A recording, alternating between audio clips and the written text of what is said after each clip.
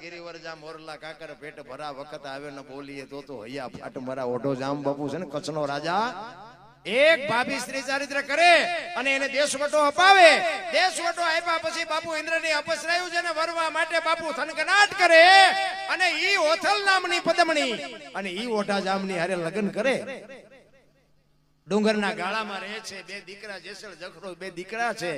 અને હાડ બાપુ મેડો ગાજવાઓ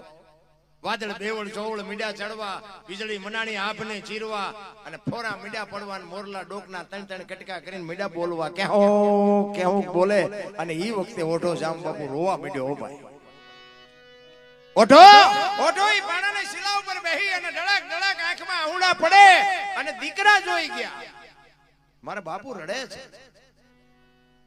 હોથલ પાસે જઈને કહે છે કે માં મારા બાપુ રડે છે શું છે મને ખબર નથી ઈ હોથલ આવે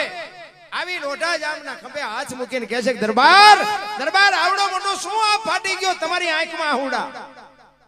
ઈ કે એવું કાંઈ છે નહીં પણ આ હાડ જામ્યો છે વીજળી આભને ચીરે છે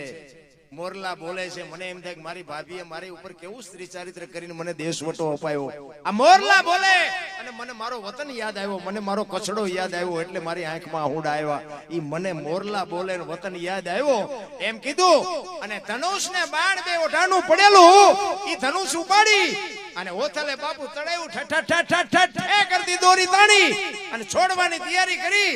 ઓઠાએ હાથ આડો દીધો રેવા દે આ તો ગાળે ગાળે મોરલા બોલે છે કેટલાક ને આમાંથી મારીશ તું તેથી મોરલા કહેતા હોય ઓથલ ને